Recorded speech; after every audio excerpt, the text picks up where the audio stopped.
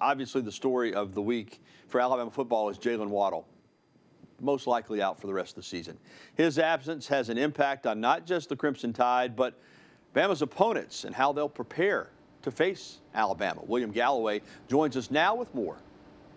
Good morning, Gary, and happy game day. Well, we know Jalen Waddle's impact is significant and extends well beyond the numbers that he puts up each and every week. I talked to Matt Wyatt about his performance and his impact. And when it comes to the play calling, I mean, the ability to take a shot on second and short has given Alabama an edge all season long. I mean, losing 1/3 of the wide receiver trifecta is certain to impact the way Steve Sarkisian makes a call in a particular set. Matt told me that the threat that Waddle possessed in the open field is what made him so dangerous. Jalen Waddle is one of those, whether you're an Alabama fan or not, or whether you care to watch the whole game or not, you really want to see him return kicks. You really want to turn on the television and watch him return a punt and catch the ball. So I just hate it for all of us that we don't get to watch that guy play this year. I think it moves the production somewhere else. There are certain situations in games where you're taking that big shot to Waddle knowing you're going to get a one-on-one matchup, where now you may get that matchup, but you're not as sure about taking the shot. And does the ball go somewhere else? Or do we play more conservatively and just go, we got to have longer scoring drives at certain times? We'll hear more from Matt later in the show on Behind Enemy Lines. For now, reporting live outside Bryant-Denny Stadium for CTKO, I'm William Galloway. Take a closer look at the game from the opposite sideline. William Galloway joins us live outside Bryant-Denny Stadium again with more on this week's Behind Enemy Lines. Well, hello again, Gary. And yes, I talked to Matt Wyatt this week, and of course you heard from him earlier, and he had a lot to say about this game from an X's and O's standpoint. For Mississippi State, it really all starts with Mike Leach.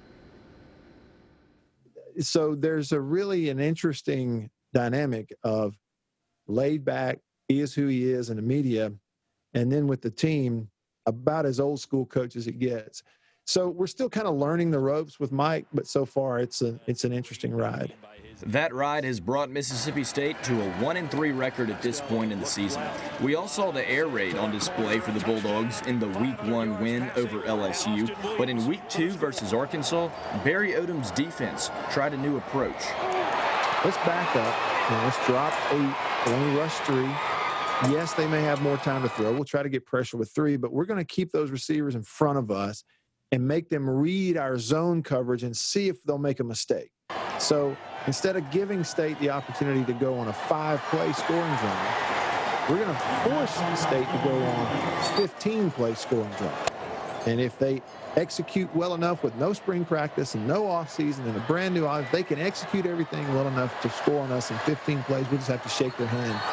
With all the success teams have had playing Mississippi State in a zone defense, it begs the question, will Alabama follow suit? I'll be absolutely shocked if more than 50% of the time they're in man coverage looks. I think it'll be way less than 50%, somewhere in that 30-70 range. There'll be about 30% of the time where there may be some situations. It could be every now and then State may get in a short yardage situation, and Alabama will jump into man-to-man there, knowing you're going to try to get rid of the ball quick, and we'll try to blitz and get the ball out of your hand. The Bulldogs have nothing to lose coming into a game like this. Matt said there's one key for this game, and it sounds radical.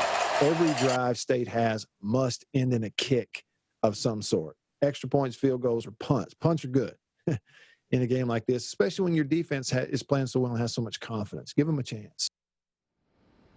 Alabama has won 12 games in a row over Mississippi State, and kickoff is tonight at 6 p.m. on ESPN behind me inside Bryant-Denny Stadium. Reporting live for CTKO, I'm William Galloway.